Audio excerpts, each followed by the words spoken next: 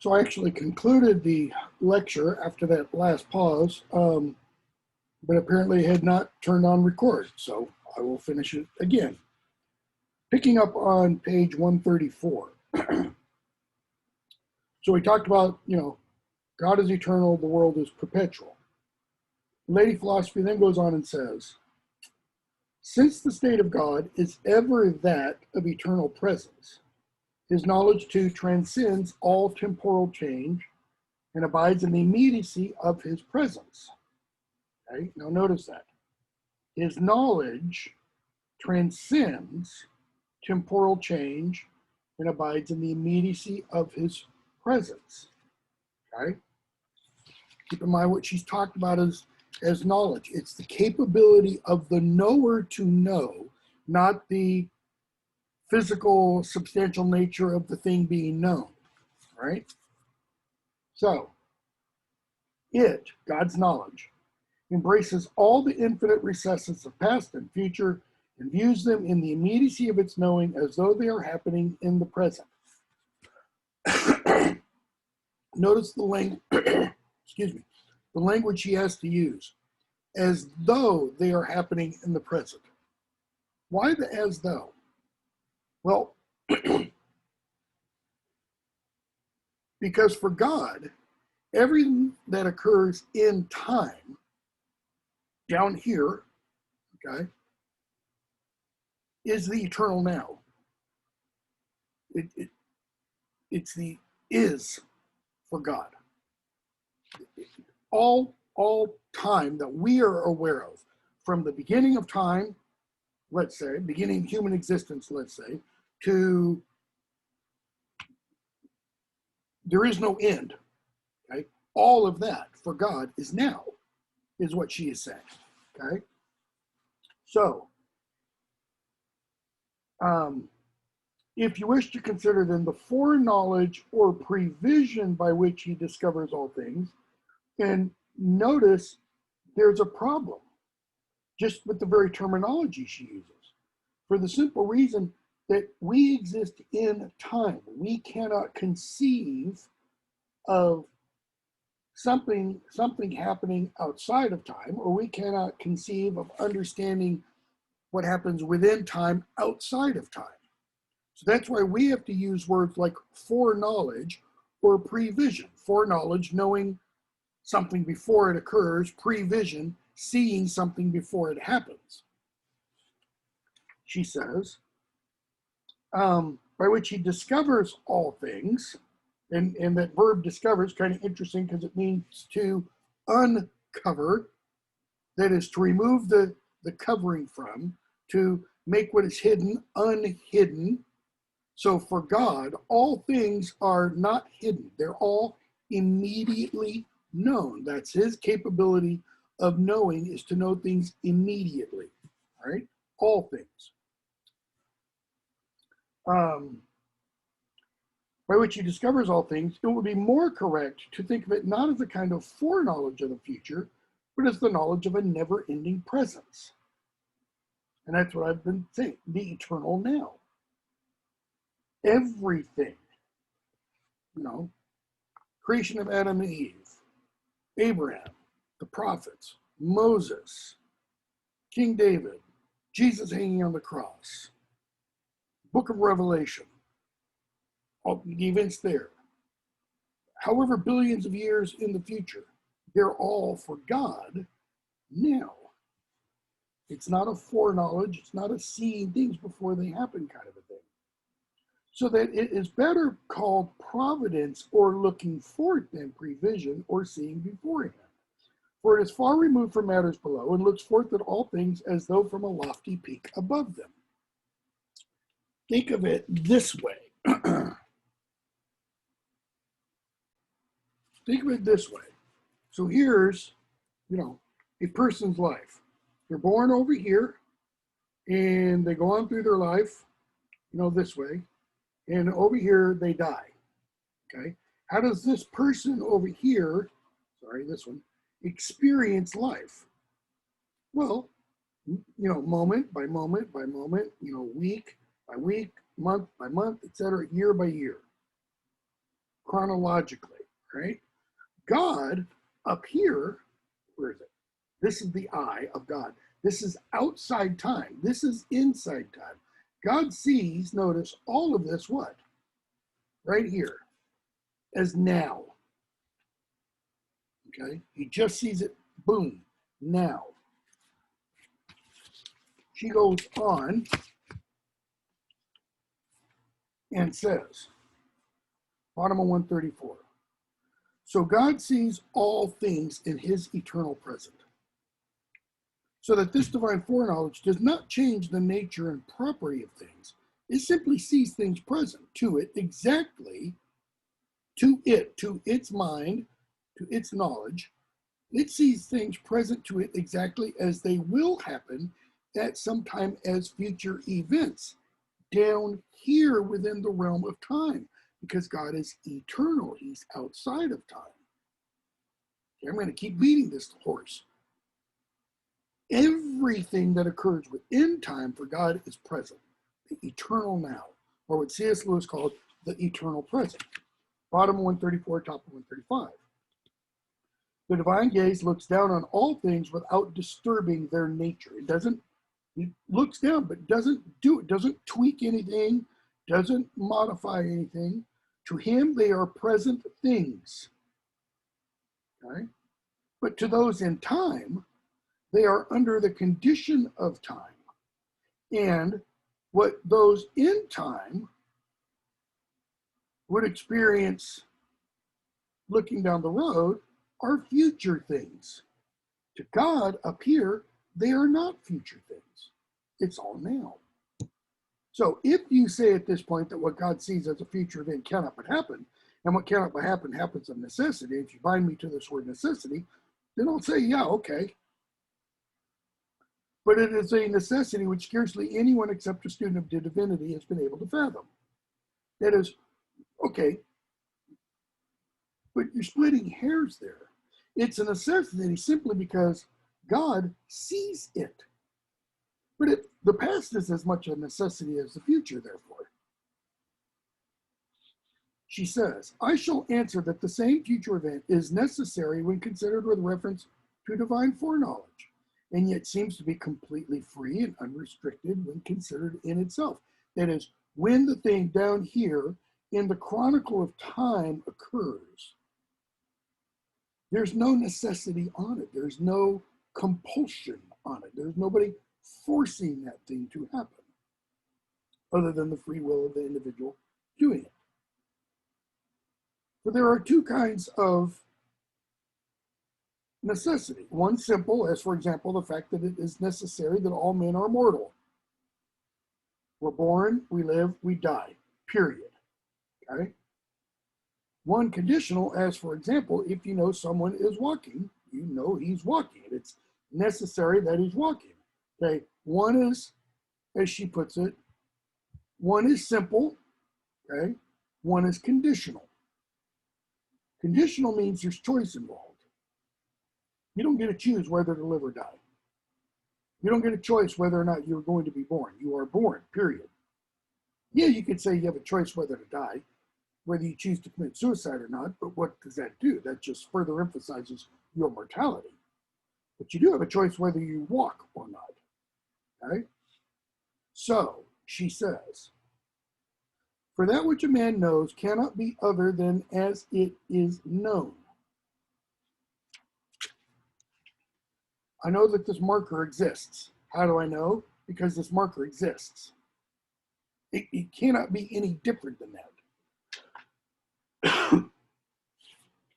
But this conditional necessity does not imply simple necessity because it does not exist in virtue of its known nature, but in virtue of a condition which is added. Therefore, no necessity forces the man to walk who is making his way of his own free will. But if he is walking, what is necessary? He has to take a step. In the same way, Providence sees something as present. Excuse me, if Providence sees something as present, it is necessary for it to happen. Why? Because in the eye of Providence, it is happening. even though it has no necessity in its own nature. So down here, world of time, let's say providence up here, see something happening down here. Let's take the election, November 3rd, 2 weeks from today. Right? Who's going to be elected? You don't know. You have a guess. Polls tell us certain things. Okay. Providence up here, God, in the eternal now, knows who, listen to my language, is elected. Down here, we have what? Let's start at this point. We have 2 weeks to get to that point. Well, maybe even longer if there's, shenanigans and such. It might not be till 4 weeks that we finally know. Providence knows already. Why? Because in the mind of God, or to the mind of God, everything that has happened and will happen in time is now. That's why she keeps using that term, the immediacy of his knowledge. He knows it intuitively. He doesn't even have to think about it. He sees it all. It's all laid out in front of him.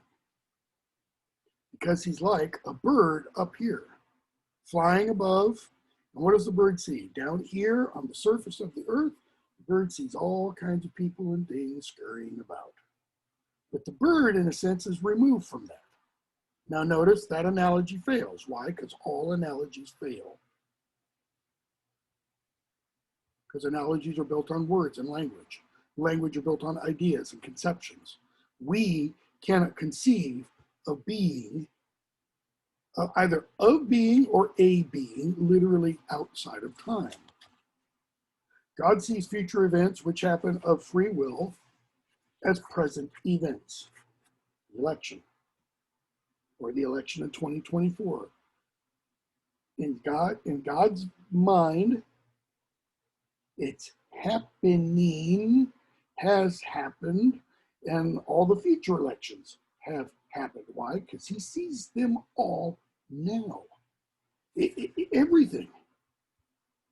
Go to the book of Revelation and, that, and people, the people that are now living, that are quote unquote going to be in heaven, in God's mind, he's seen it all, so they're already happening. Down here, nope, all that still has to be lived out. Okay? So that these things, when considered with reference to God's side of them, do happen necessarily as a result of the condition of divine knowledge. But when considered in themselves, they do not lose the absolute freedom of their nature. So, yes, these things must happen. But why? Only because God sees them already happening. But that doesn't remove any freedom of the individuals down here doing them, right? All things, therefore, whose future occurrence is known to God, do without doubt happen. Some of them are the result of free will. Some happen because of, that's how their nature is. And she goes on and she talks about the sun rising, okay, and a man walking. Well, the sun rising is doing what? It's following, so to speak, law of nature. It doesn't violate that. And notice, by the way, when we talk about the sun rising, the sun doesn't literally rise, does it? It's the earth rotates. We know scientifically the sun doesn't literally rise, and yet we still use that image. Why? It fits our observations. That is, the image is, in a sense, more true observationally than the scientific explanation. Okay? But that's something that must occur.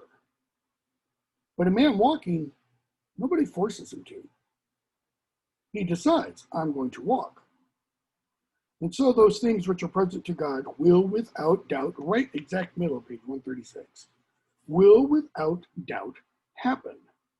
Some result from the necessity of things, the sun and the earth orbiting the sun and the earth rotating on its own axis, and some of them from the power of those who do them, like a man walking, or somebody pulling a lever to vote, or somebody helping a little old lady across the street, or somebody shooting somebody. All of those instances happen as a result of what? Individual choice and free will. We are not wrong, therefore, to say that if these things are considered with reference to divine foreknowledge, and keep in mind, foreknowledge is a term that only works where? Here, in the realm of time. Because it's beforehand, only down here. To God, who exists outside of time, it's not foreknowledge. It's just knowledge. It's the immediate knowing of what? Everything that exists in time. If they're considered by themselves, they are free of the bonds of necessity, just as everything that the senses perceive is universal if considered with reference to the reason. Okay?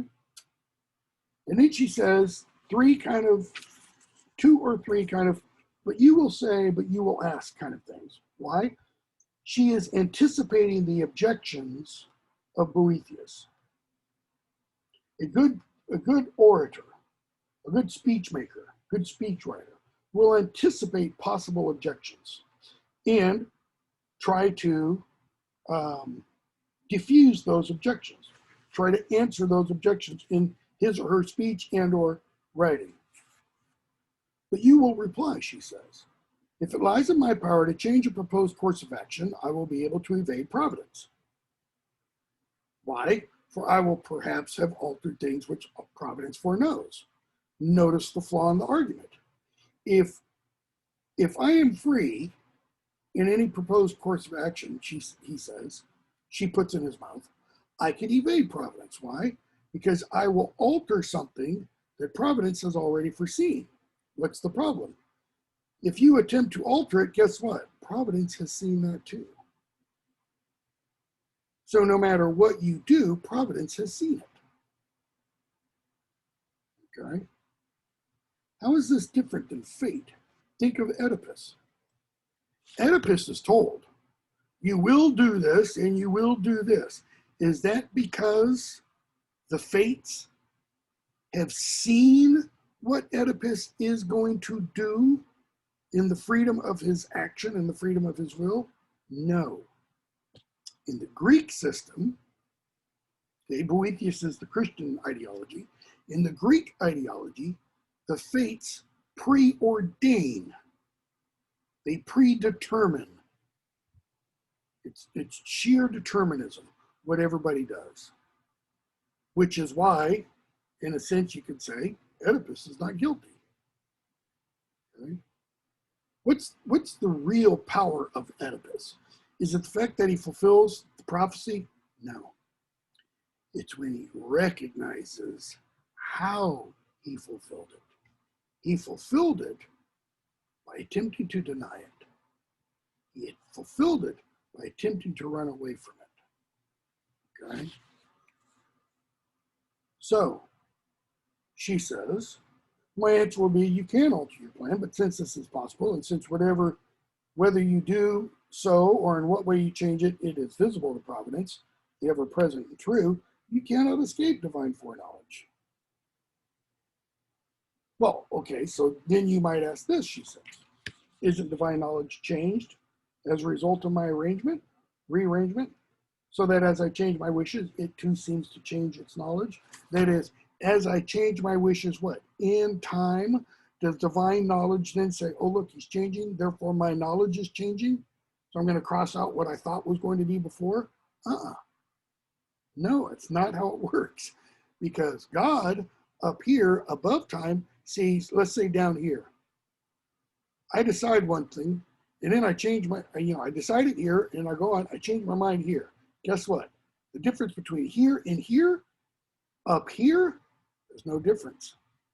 I see it all now. See, we can't contemplate that. Why? Because we can't see all of this stuff now. That's the capability of the knower. God's capability to understand is what? Infinitely greater than ours. We can't know things that way. What do we often, what do people often, especially in a modern technological society, experience? Overload. Too much going on. Too much distraction. Too much information coming out. And, kind of shut down metaphorically. God doesn't have that experience. Right? So she says, each future thing is anticipated. Again, that's language in time. Anticipated means it looks forward in time. God doesn't look forward in time because it's all the eternal present. Anticipated by the gaze of God, which means it back and recalls it to the presence of its own manner of knowledge. It does not change as you think, with alternate knowledge of now this and now that, but with one glance anticipates and embraces your changes in its constancy. It's the eternal constant now, never changing. Sees it all, blink of an eye. But even blink of an eye doesn't work. Why? Because that is a moment of time. And God is outside time. So at the moment God says fiat lux, the Latin beginning of the book of Genesis, before he even says that, in the providential mind, in the mind of God, everything has already occurred. Everything from the beginning to the end of creation, etc. That's why St. Paul can say, before the foundations of the world, Christ was crucified. Because before God even thought, talk about blowing your mind, before God even thought of making anything, that occurred. God knew how it would happen. How? Because he sees eternally outside all time. That's what eternally means. It happening. Everything. Adam and Eve eating of the fruit, Jesus being born, sending Gabriel to Mary, cross, the crucifixion, the resurrection, the whole 9 yards. So, God receives his present mode of knowledge and vision of all things, not from the issue of future things, but from his own immediacy. There it is again. Everything to God is immediate. It's present. It's now. It's close. Right? So that the difficulty you put forward a short time ago on page 121, which was, I pointed this out in the part that I lost, if something is destined to happen in such a way that its occurrence is not certain and necessary, who could foreknow how it is to happen? And then, if God can foreknow that these things will happen, how God can know if they are uncertain, okay? She says, it was unfitting if our future is said to provide a cause of God's knowledge. That problem is solved. The power of this knowledge, which embraces all things in present understanding, has itself established the mode of being for all things and owes nothing to anything secondary to itself, that is to God. And since this is so, in other words, therefore, man's freedom of will remains inviolate. You, Boethius, are free to choose. Nothing impinges on that. Nothing compels you. And the law does not impose reward and punishment unfairly, because the will is free from all necessity. See, one of the questions was, if I don't have free will, if I'm not able to choose my actions based upon my own will, then why should I be punished if I do something quote unquote wrong? Or why should I receive reward if I do something quote unquote good? She says, God has foreknowledge and rests a spectator from, God's merely watching all this. And as the ever-present eternity of his vision dispenses reward to the good, punishment to the bad, it adapts itself to the future quality of our actions. It adapts, again, she's using language within time. because God knows everything that we will do, and it dispenses punishment to the reward to the good. Why? To increase the good that one will do. When you're positively rewarded, what do? You try to seek out more reward. Well, if you're punished, what should you do? Keep going in the way you're going? Keep doing things that deserve more punishment? No. You try to alter your behavior to seek reward. Okay? And it says God adapts his providence so that if a wicked person modifies, changes behavior to the good, well, start giving the rewards.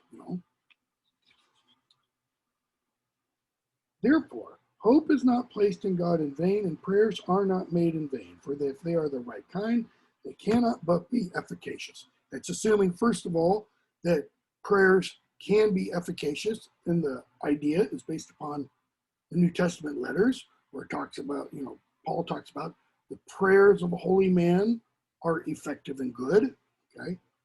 But she's also saying prayers uttered in time, down here in our world, reach God out of time. And what does God do? Because God, according to the eternal present, orders all things for good. He takes those prayers uttered down here in time, takes them out of time, and does what? Applies them back in time to the people who are being prayed for. So, my uncle committed suicide. Christmas Eve, 1966, I think it was. Okay?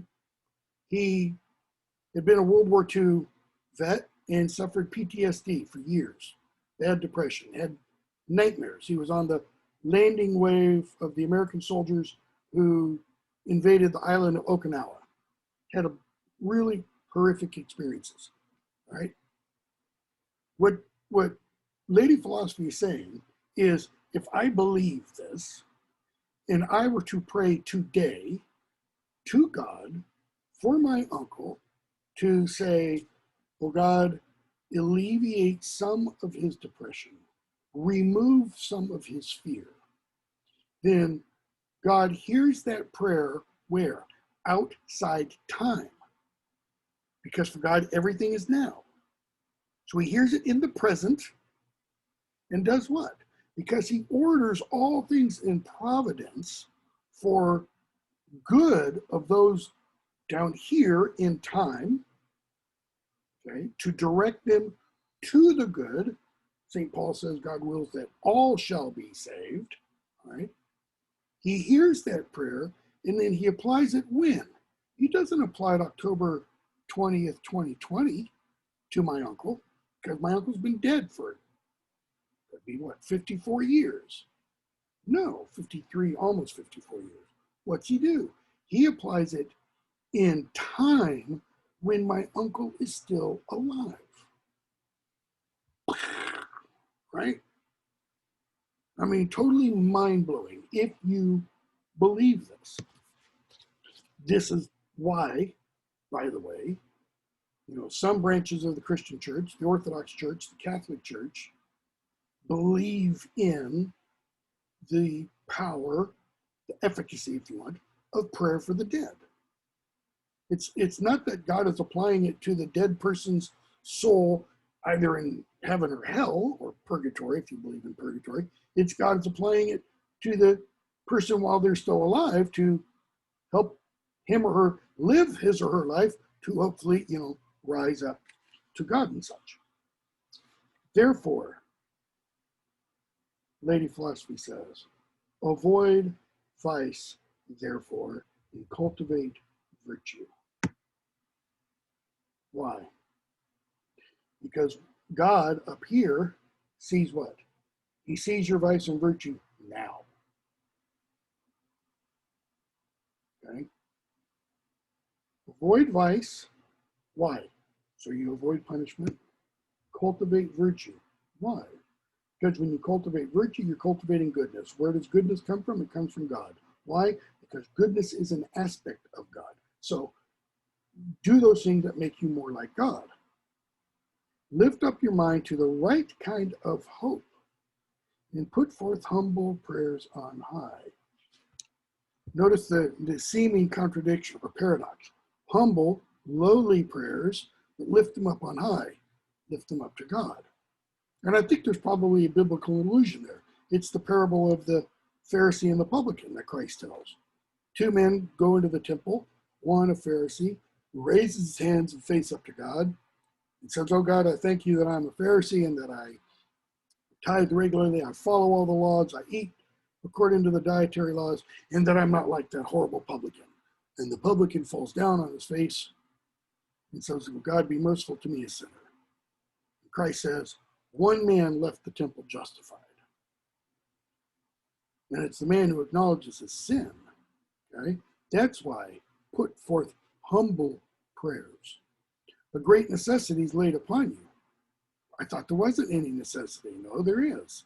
If you will be honest with yourself, that is, if you will admit it, what's the great necessity? To be good. Why? We almost go back to the beginning of the entire book. What is one of Boethius' main problems? He has forgotten who he is. Right? As being made in the image of God. So the necessity is to be good. Why? To help him return to his true home, to help him return to his true nature, which is being made in the image of God, which is to draw closer and closer and closer to God. As she put it, as Boethius put it, to become a participant in the God-like nature, or to become partakers of divinity. St. Peter put it in 2 Peter 1:3-4, I think it is. Know you not that we are partakers of the divine nature? The early church, in looking at the passage in Genesis that talks about humanity being made in the image and likeness of God, they didn't take image and likeness the way the Protestants do. Protestants take those to be synonyms. Early church fathers took those to be two different things. Image means with rationality and free will. Likeness means becoming like God based upon what we do with rationality and free will. In other words, we attain the likeness of God. How? You can eat of anything you want in this garden, but of the tree of knowledge of good and evil, don't touch. What's my point? Obedience. If Adam had not eaten, and Eve had not eaten of that tree, according to the early fathers of the church, that would have been the first step to becoming more and more and more like God. That's why, according to the fathers, at least of the Eastern Church, the Orthodox Church, when St. Paul talks about going from glory to glory, that means becoming more and more and more like God through virtuous behavior down here on earth, but then when in heaven, through the contemplation of God, through being near to God, being drawn ever more and more and more unto him and like him by grace, not by nature. Jesus says, St. Paul says, we become co-heirs with Christ. We become adopted. Well, that means you become part of the family. Well, co-heirs means with Christ. Okay? So, the great necessity to be good.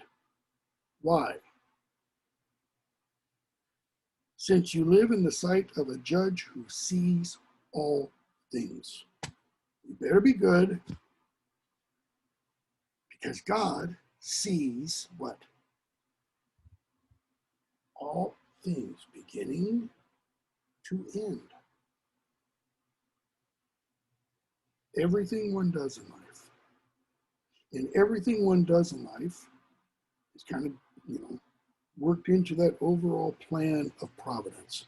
So, for Boethius and the consolation of philosophy, how does this console him/us? Because he writes it for us. Well, What's it tell him? What does he conclude? There is no chance.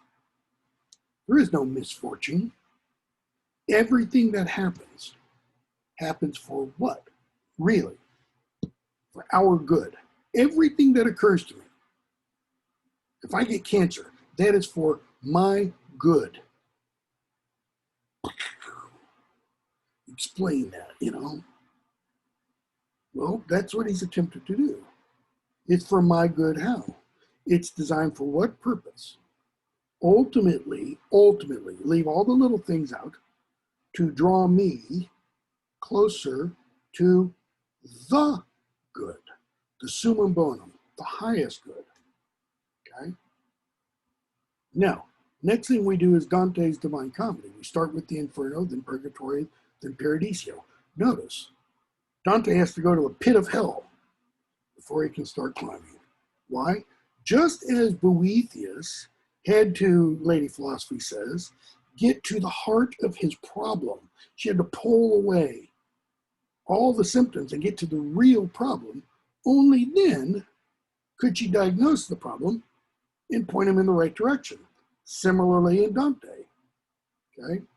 Dante, the figure within the poem, has got to go deep within himself, and he has to enter hell, and he has to go all the way through hell. He has to literally hit bottom before he can start to do what? Rise. Okay? All right, we'll stop there.